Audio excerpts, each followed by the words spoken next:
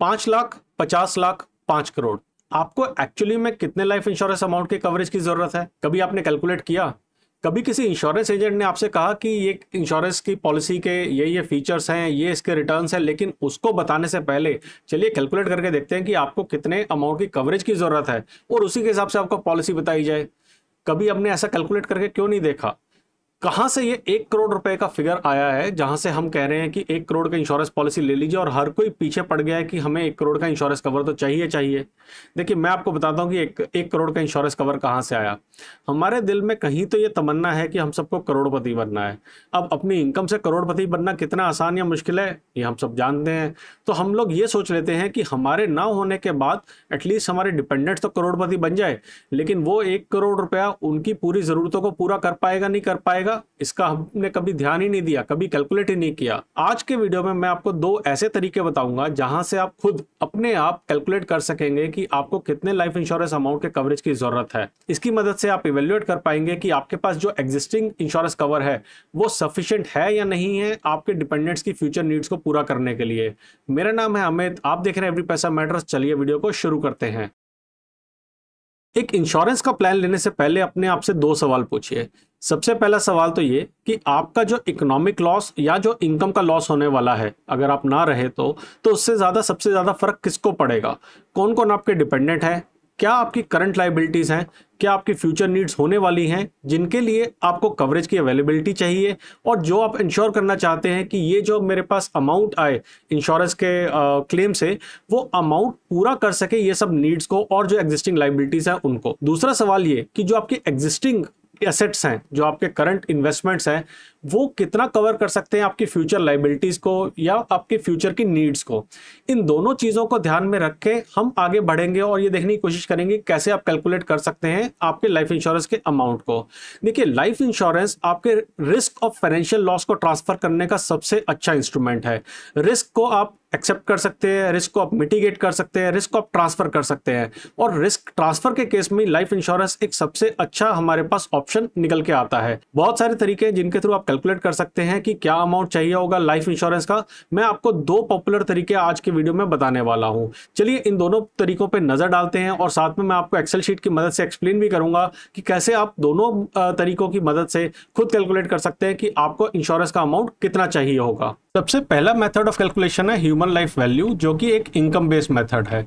ये particular method आपकी future economic worth या फिर जो भी आपकी फ्यूचर इनकम होने वाली है उसको कैलकुलेट करके निकालने की कोशिश करता है कि आपको वो सब पैसा अगर आज की रेट में मिल जाए तो उससे आप अपने फ्यूचर की नीड्स को सबको कवर कर लेंगे। सेकंड मेथड हमारे पास रहता है नीड बेस्ड मेथड, यानी कि आपकी जो फ्यूचर की नीड्स होने वाली हैं उनको प्रेजेंट वैल्यू लगा के कैलकुलेट करने की कोशिश करेंगे कि आपको टोटल इंश्योरेंस अमाउंट क्या चाहिए। चलिए अब इन दोनों को एक एक करके नजर डालते हैं। सबसे पहले ह्यूमन लाइफ वैल्यू या फिर इनकम बेस्ड मेथड पे नजर डालते हैं, जिसके 5 स्टेप्स हैं। सबसे पहला स्टेप है एस्टिमेट करना कि आपकी फ्यूचर एवरेज एनुअल अर्निंग क्या रहेगी। सेकंड, उनमें से आप माइनस करेंगे जितने भी आपके टैक्सेस आप पे करते हैं, जो आपने पर्सनल इंश्योरेंस अपने नाम पे ले रखा है, आपके जो पर्सनल एक्सपेंसेस हैं, ये सब हम इसमें से माइनस कर देंगे। तीसरा, हम एस्टिमेट करने की कोशिश करेंगे कि आपके कितने साल बचे हैं आगे जो आपके प्रोडक्टिव ईयर्स हैं, यानी कि जब तक आप इनकम को जनरेट करेंगे।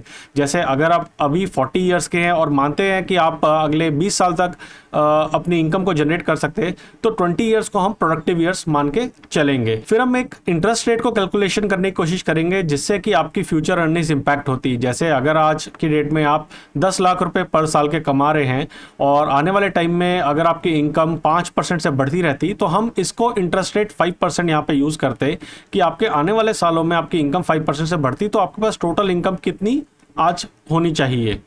लास्ट हम कैलकुलेट करते हैं present value for future payment same as annuity due. इसका मतलब है कि मानते हैं आज मेरे पास 10 लाख रुपए होने चाहिए, आज की मेरी इनकम 10 लाख रुपए जिससे मेरे खर्चे चलते हैं, और इसके बाद जो मेरे पास इनकम आएगी वो आएगी 5% बढ़ के, यानी कि 10 लाख पे 5,000 बढ़ के मेरे पास 10 लाख 50,000 रुपये आएंगी, और इसके बाद अगेन 5% बढ़ के अगले 20 साल तक मेरे पास इनकम आती रहेगी।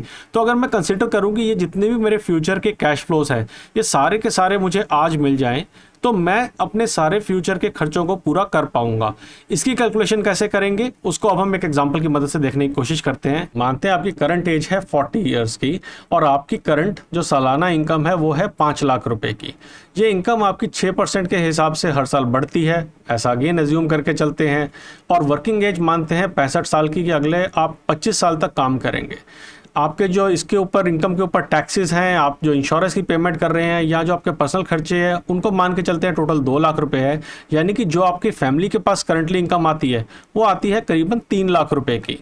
अब आप ये चाहते हैं कि जो मेरे आज जबकि मैं 40 ईयर्स पे हूँ तो मुझे जो पैसा आ रहा है आने वाले सालों में जो पैसा आने वाला है, यानी कि यहाँ पे 5 लाख रुपए आने वाले हैं, उसके बाद 5 लाख पे 5% और बढ़ के आएगा और बढ़ते बढ़ते बढ़ते जो मेरे पास अगले 25 साल तक पैसा आना है वो पैसा मेरी डेथ पे आज के डेट में मेरी फैमिली को मिल जाए ताकि उनकी फ्यूचर नीड्स पूरी वो कवर कर ले।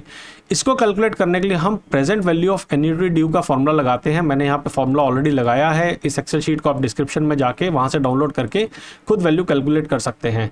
तो ये present value of annuity due आपको इतना अमाउंट देगी जिस अमाउंट को अगर आप 6% के हिसाब से इन्वेस्ट कर देंगे तो आपको हर साल 3 लाख रुपया मिलेगा। अब यहाँ पे देखते हैं, अगर मानते हैं कि आप 5 लाख की जगह पे 10 लाख रुपए कमा रहे होते तो वैल्यू कैसे चेंज होती है, कंसिडरिंग कि आप जो टैक्स पे कर रहे हैं या जो एक्सपेंसेस हैं वो सेम ही रहते। उस केस में आप देखिए 10 लाख रुपए की हमारी वैल्यू करने पे अब आपकी फैमिली को हर साल 8 लाख रुपए चाहिए। यानी कि अब आपकी जो इंश्योरेंस का अमाउंट चाहिए वो आपको 1 CR से ऊपर चाहिए। तो ये हमारा सबसे पहला मेथड है कैलकुलेट करने का, जिसे हम बोलते हैं ह्यूमन लाइफ वैल्यू, जो कि इनकम बेस्ड या इनकम रिप्लेसमेंट मेथड है। अब हम नज़र डालते हैं हमारे सेकंड मेथड के ऊपर, जो कि है need based. Needs based method कहता है कि जो आपकी फ्यूचर की नीड्स हैं, जो आपकी फ्यूचर की ज़रूरतें हैं, उन सबको आपके लाइफ इंश्योरेंस अमाउंट को टेक केयर करना चाहिए।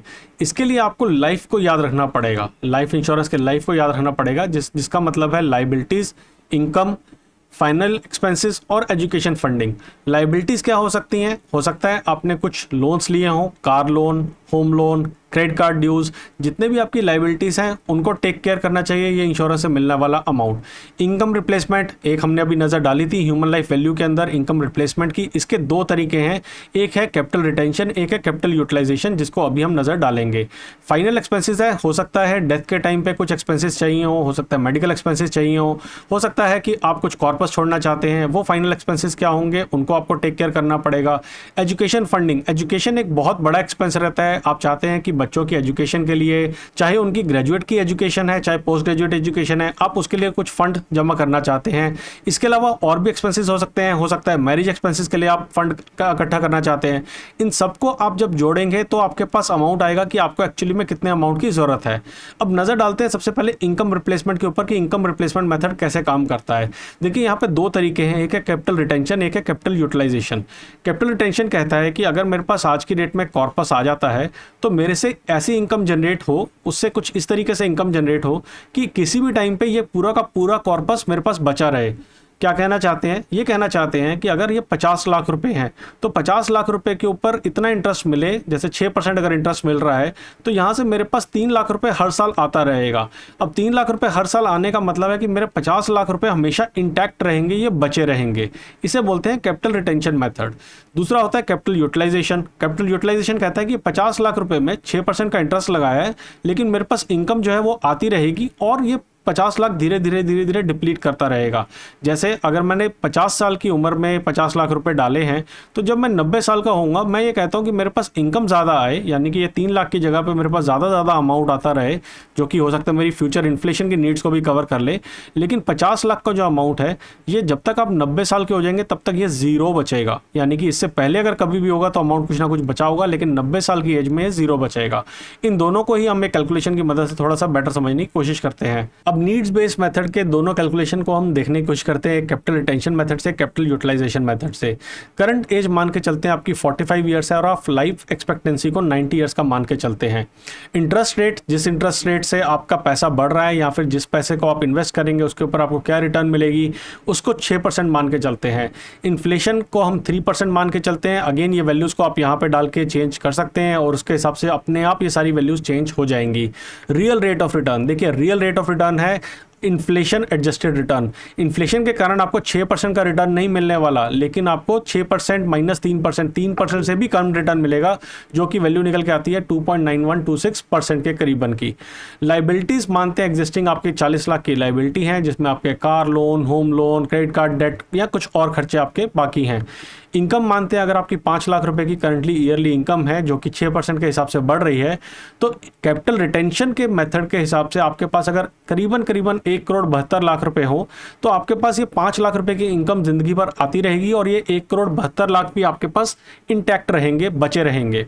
फाइनल एक्सपेंसेस जो कि at the time of death चाहिए होंगे, उसको एज्यूम किया हमने 5 लाख रुपए, और एजुकेशन एक्सपेंस एज्यूम किया है 20 लाख रुपए।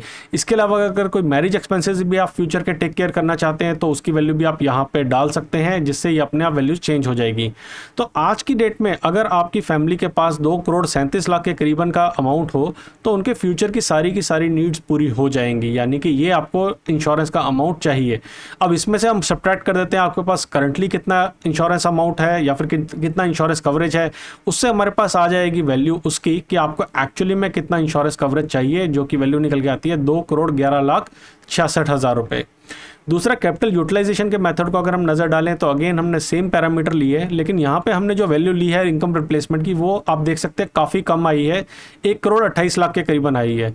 और ऐसा इसलिए है क्योंकि कैपिटल यूटिलाइजेशन में क्या होगा, आपके पास शुरू में जो पैसा पड़ा हुआ है, जैसे 1,28,00,000 रुपये यहाँ पे पड़ा हुआ है, ये धीरे धीरे जाते हुए जीरो हो जाएगा जब तक कि आप 90 ईयर्स की एज तक पहुंचेंगे।